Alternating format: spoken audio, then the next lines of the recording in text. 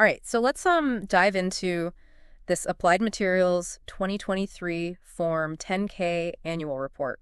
Okay. Pretty fascinating document you sent over. Yeah. For those of you listening who already know their way around a 10K, Right. you can consider this deep dive like the express lane, you know, Yeah, to understanding what this company's all about, what they do, and why it all matters. Sure. And believe me, there's some really interesting stuff in here. I think what's interesting about Applied Materials is that they're a little bit of an unsung hero. Okay. I mean, they are a huge player in the semiconductor world, but not exactly a household name. Right. You don't really see a sticker on your phone that says Applied Materials inside. Exactly. So give us the rundown, like what do they actually do? So they're all about materials engineering. Okay. They don't actually make the chips themselves. Right. But they create the tools and technologies that chip manufacturers use to build those chips. So think of it this way. Go. If chip makers are like master chefs, Applied Materials is supplying them with all the, cutting-edge ovens and blenders and microscopic tweezers. They need to cook up those super powerful processors and memory chips. That's a great analogy. I like that. Yeah. It's definitely not a small operation either. Oh, no. We're talking about a company that generated $26.5 billion in revenue in 2023. Wow. Which is enough to buy every single person in New York City a brand new iPhone. Wow. That's a lot of iPhones. And still have some cash left over. And still have cash left over. Yeah. Their reach is massive. Yeah. They work across three main segments. Semiconductor systems, which is their core business. Okay. Applied Global Services, which provides support and expertise to chip makers. Right. And display and adjacent markets where they focus on display technologies and other emerging areas. Got it. So they're clearly a big deal in this industry. Huge. Now, the report lays out their growth thesis. Right. Which are basically their predictions for the future of the semiconductor market. Okay. And let me tell you, they are pretty bullish. Yeah. They're basically saying that this industry is about to, explode even more. And they're backing it up, too. Okay. How so? Well, they just announced a 23.1% increase in their quarterly dividend, which is the biggest jump in 5 years. Wow. And they've authorized a new $10 billion share repurchase program. So they're putting their money where your mouth is. Exactly, which suggests they really believe in their own predictions. Right. So let's break down this growth thesis a little bit and see, what's fueling their optimism. Okay. First up, they're saying that semiconductors are going to outpace overall economic growth. Right. As the world, continues to go digital. Yeah. Not exactly a shocker. I mean, everything is becoming connected these days. Yeah, the trend is clear, but I think the scale of this digital transformation is still mind-boggling. Right. I mean, we're not just talking about, more smartphones and laptops. Yeah. You have to think about the increasing digitization of entire industries. Right. Healthcare, manufacturing, transportation, even agriculture. All of this requires more chips and more powerful chips. And that's where Applied Materials comes in? Exactly. So they're supplying the picks and shovels for this, digital gold rush. Right. Their second point is that the market for wafer fabrication equipment is going to expand at a similar rate, if not faster, than the overall chip market. Okay. Why is that? So it all comes down to complexity. Okay. As we demand more from our devices, things like faster processing, more memory, artificial intelligence capabilities, Right. chip makers have to pack more and more transistors onto those tiny silicon wafers. Yeah. And to do that, they need increasingly sophisticated and precise tools. And that's what Applied Materials provides. Bingo. So they're not just riding the wave, they're actually benefiting from the wave getting bigger and more powerful. Exactly. And that leads to their third point. Applied Materials is betting that their unique focus on materials engineering will allow them to outperform the market. They're essentially saying, everyone else is focused on the recipe, but we control the ingredients. Okay. And the ingredients are getting increasingly exotic. Interesting. They believe that the biggest challenges in creating the next generation of chips will lie in manipulating materials at the atomic level. Wow. And that's their sweet spot. That's a very compelling argument. Yeah. It's like they're not just making tools, they're pushing the boundaries of what's possible with, materials, science. Right. It's almost like they're alchemists in a way, turning silicon into digital gold. I like that analogy. And their fourth point focuses on services. Right. They predict their service business, which helps chip makers get the most out of their equipment and processes, Yeah. will grow just as fast, if not faster, than their equipment business. Okay. So it's kind of like instead of just selling the ovens, they're offering cooking lessons to the chefs. Exactly. What's the strategic thinking behind that? It's a multi-layered strategy, I'd say. Okay. For one, it creates a much more predictable revenue stream. Right. I mean, selling big, expensive equipment can be very cyclical. But service contracts provide a steady income over time. Makes sense. It also strengthens their relationship with the chip makers, Okay. turning them into invaluable partners rather than just vendors. So it's about building a deeper, stickier relationship. Exactly. But doesn't that also make them more dependent on the success of their clients? That's true. You know, if the chip makers stumble, wouldn't Applied Materials feel the impact too? That's a valid point, and it's definitely a risk they have to manage. Right. But it's important to remember that the demand for chips is only increasing. Yeah, that's true. And Applied Materials expertise helps those chip makers navigate the complexities of this ever-evolving landscape. Okay, that makes sense. Yeah. Now, something that really struck me in the report was this emphasis on better chips, not just more chips. Yeah. What exactly does that mean? It's about recognizing that we've reached a point where simply cramming more transistors onto a chip isn't enough. Okay. We need chips that are fundamentally better. Right. More energy efficient, capable of handling incredibly complex tasks like AI, and adaptable to a much wider range of applications. So, like, what kind of applications? Well, think about the explosion of data we're seeing, Okay. the rise of the Internet of Things, the demands of emerging technologies like self-driving cars and augmented reality. Right. All of these trends are really pushing the limits of current chip technology. So how does Applied Materials plan to deliver on this need for, quote unquote, better chips? Sure. What's their approach? Innovation is at the heart of their strategy. Okay. They're on the leading edge of developing the materials and processes that will enable the next generation of chips. Like what? Well, they're working on things like next-generation transistors, advanced memory technologies, and something called heterogeneous integration.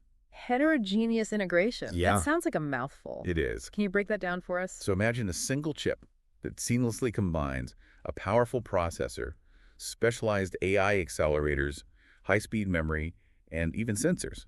That's the idea behind heterogeneous integration. It's like building a super efficient, multifunctional city on a single chip, No. bringing together all these different components that each excel at specific tasks. Okay, so it's like combining the best parts of your smartphone, your gaming console, and your laptop onto a single, incredibly powerful chip. Exactly. I'm starting to get the picture. Good. But where does Applied Materials fit into all of this? They're developing the tools and the processes that make heterogeneous integration possible. Okay. It's a very complex puzzle involving new materials, intricate connections between different chip components, and these advanced packaging technologies. Right. It's definitely challenging, but it's also a massive opportunity. Speaking of opportunities, the report mentions a new innovation hub that they're building in Silicon Valley, Yes. the EPIC Center. Right. What's the story behind that? EPIC stands for the Equipment and Process Innovation and Commercialization Center. Yeah, and it's going to be this state-of-the-art facility where they can collaborate with chip makers and other partners to speed up the development and commercialization of these really groundbreaking technologies. So like a high-tech playground for chip innovation. Exactly. I love it. But on a more serious note, it does seem like they're making some significant investments in R&D. Oh, they are, and it's a very smart move. Yeah. I mean, the future of our digital world depends on advances in chip technology. Right. It's an incredibly competitive landscape. Yeah. And Applied Materials is taking a leadership role in driving that innovation forward. Now, one thing that really caught my attention in the report was their focus on sustainability. Okay. They even released something called the Applied Materials Net Zero 2040 Playbook. Yeah. Are they just jumping on the green bandwagon here, or is this a genuine commitment? It's definitely more than just lip service. Okay. The environmental impact of chip making is a legitimate concern. Right. It's a very energy-intensive process that uses a lot of resources and generates waste. Applied Materials recognizes this and is taking concrete steps to make chip making more sustainable. So what exactly are they doing? What's in this playbook? It's a detailed plan outlining how they intend to achieve net zero carbon emissions by 2040. Okay. They're focusing on reducing their own emissions, helping their customers reduce their environmental footprint, and investing in renewable energy and other sustainable practices. Sounds like they're really trying to walk the walk here. They are. The report also mentions a platform called Vistara. Yes. What's that all about? The Stora is a great example of how they're integrating sustainability into their product development. Okay. This platform helps chip makers reduce their energy consumption, chemical usage, and clean room footprint. So it's a win-win. Exactly. Better for the environment and better for the bottom line. Right. Sounds like they're really trying to make the entire process of chip making cleaner and more efficient. That's the goal. Now, speaking of challenges, we need to address the complex global landscape that Applied Materials operates in. Yeah. The report highlights the concentration of their customer base in regions like China, Taiwan, Korea, and Japan. Right. These are all major players in the semiconductor industry. Absolutely. But they also come with their own set of geopolitical and economic risks. You're not wrong. Yeah. I mean, we've seen the impact of trade tensions, export regulations, and even the threat of military conflict. Right. All these factors can really disrupt Applied Materials business. And there's been a lot of talk lately about recent U.S. government export restrictions on semiconductor technology sold to China. How has that affected Applied Materials? Those restrictions have had a noticeable impact. Okay. They've limited the market for some of their products, which has led to a decrease in revenue and made them more vulnerable to competition from companies in other countries. It sounds like they're navigating a very tricky geopolitical landscape. For sure. But in the midst of all this global complexity, it's easy to forget that companies are made up of people. Right. What does the report tell us about the leadership and culture at Applied Materials? That's an important point. Yeah. So at the top, you have Gary Dickerson, who's been the CEO since 2013. Okay. He's steered the company through a period of significant growth and transformation. Right. They also have a very strong leadership team in place, including their CFO, Bryce Hill. But beyond names and titles, what can we glean about the company's culture? Sure. What kind of environment are they trying to create? Well, they emphasize their commitment to fostering a diverse and inclusive workplace, Okay. which is crucial for attracting and retaining top talent and creating a culture of innovation. Right. And they're not just paying lip service to this idea. No. They've set some very concrete targets for 2030 to increase the representation of women globally and underrepresented minorities in their U.S. workforce. It shows that they're very serious about building a company that reflects the diversity of the world we live in. Okay, so we've covered a lot of ground here. We have. From their role as this behind-the-scenes giant in the chip industry to their ambitious plans for the future, Right. Applied Materials is clearly a company to watch. Absolutely. But I'm curious to get your final take. Okay. Why should our listener care about all of this? Sure. What's the bigger picture here? I think if you connect this back to the bigger picture, Applied Materials is really an enabler of the entire digital economy.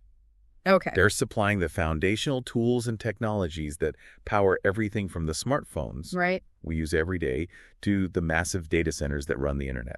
So they're kind of like the wizards behind the curtain making all the magic happen, but most people don't even realize they exist. Exactly. Most people don't realize the level of sophistication and precision that goes into making a modern chip. Right. It really is a marvel of engineering, and Applied Materials is right at the heart of it. And as chips become even more essential to our lives, Applied Materials' role is only going to become more critical, wouldn't you say? Absolutely. The demand for chips shows no signs of slowing down. Right. In fact, it's accelerating as new applications emerge and existing technologies become even more ingrained in our daily lives. But as we've discussed, it's not all smooth sailing. Right. They face some pretty serious challenges. Yeah. From geopolitical risks to supply chain disruptions to, fierce competition. So what does the future hold for Applied Materials? Yeah. Can they maintain their leadership in this, rapidly changing industry? That's the million-dollar question. Right. Will their investments in innovation, their focus on sustainability, and their efforts to build a diverse and talented workforce be enough to keep them ahead of the curve? It's a really good question and something for all of our listeners to consider. Yeah. We've given you a lot to think about in this deep dive. We have. But really, it's just the tip of the iceberg when it comes to Applied Materials. The future of our digital world really hinges on innovation in chip technology, and Applied Materials is a key player in shaping that future. Absolutely. If you're intrigued by what you've heard today, Yeah. I definitely encourage you to explore their full report Yeah, it's worth the read. and delve deeper into this fascinating world. Well, thanks for joining us on this deep dive into the world of Applied Materials. My pleasure. We hope you've gained a new appreciation for the often unseen forces that are powering our increasingly digital lives.